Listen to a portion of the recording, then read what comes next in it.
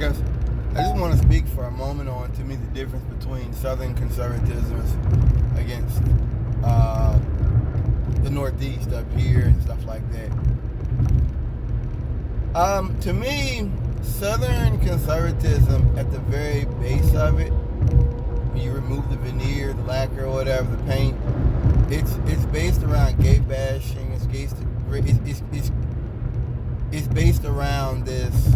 The blacks are going to take our jobs. The blacks are going to take over. The Mexicans are going to take our jobs. Like, to me, that is really a Southern strategy, because to me, what coronavirus showed me, is that so much of the South already exists, like, on a precarious thing. Like, the South was never prepared for a pandemic. They never would. They never will be, because so much of their politics is based around, like, religion and, like, the end of the world stuff. Like, the South is not, no one ever prepared for a long-term emergency. It just won't.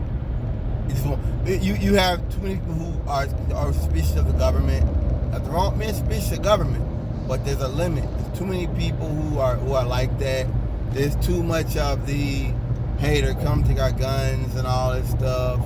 There's too much of that for anybody to focus on, hey, I'm creating stuff to protect people if there's a long-term emergency. So, to me, the South, it's kind of like a resentment politics.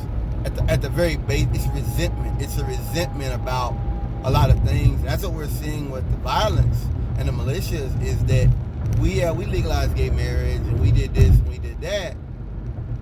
But a lot of people in America have been dragged along for the ride, and they didn't support those things. They didn't even necessarily support civil rights for blacks.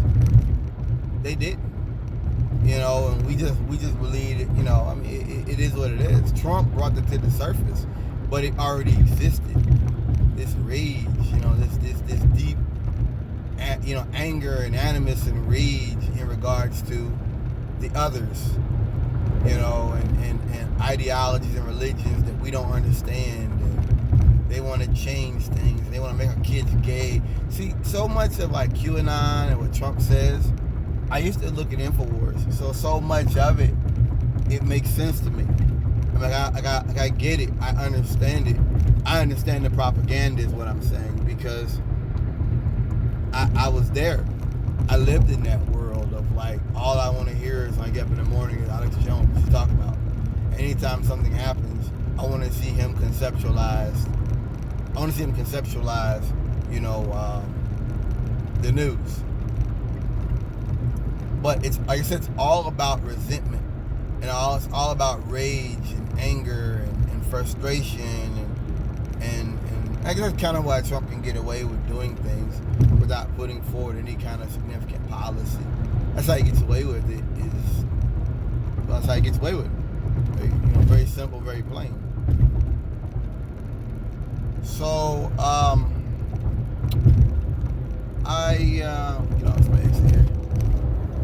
I think up north, like with the unions and all that stuff, there's kind of this conservatism that's suspicious of things, but there isn't this hatred of government. Like the South, there's a hatred of government. Period. With what we're talking about, there's a hatred of government. So even when you have government policies that work and benefit people, there's still, like, a suspicion there. There's still, like, oh, the gays. These are the gays. This guy here, this congressman, is a gay. Like that's the South. Even if a person's putting, and I think that hurts conservatives.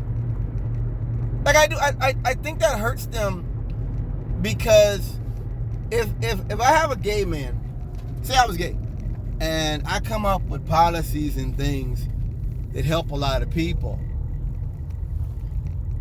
and all you can say is, well, he's gay. Like, I think that doesn't work. Like, I think that long term, like, that's an error for Republicans. You know what I mean? To think that way and operate that way, that, well, this person's gay, or Mexicans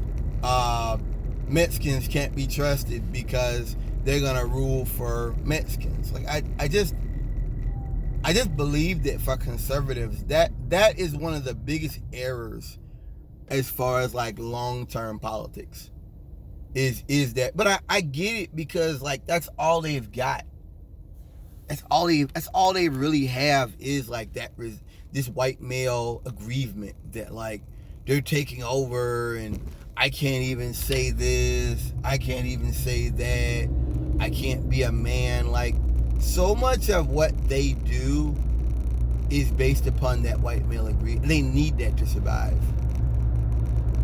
And that's why, like, so when Trump runs around talking about toilets and dishwashers, he's able to actually operate. He's able to actually like garner.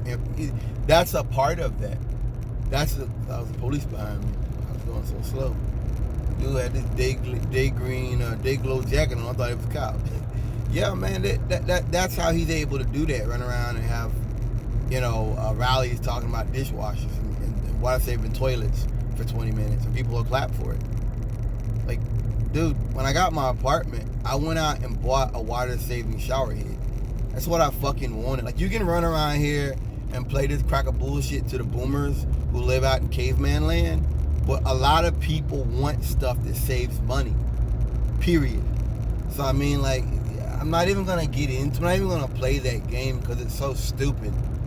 But I just think so much of conservatism, it's kind of like, it's like a tree that don't have strong roots. It's just waiting for a storm to just wipe it off, wipe it away. And that's what Trump, that's what he's doing in the Republican Party. Like, you have to look at Texas and California and why California was kind of like progressives are taking over California, whereas Texas has a lot of, California has pretty much taken over progressives, and Texas is pretty much still like run by white people, even though the demographics are shifting, because there was a difference in the way they went about dealing with illegal immigration. I just think that what Trump does, this extremist talk, extremist speeches and stuff like that, it will hurt white people. It will hurt rednecks long term, because he's speaking to people who are like, he's speaking to dinosaurs. He's speaking like dinosaurs. I mean, to me, it's funny.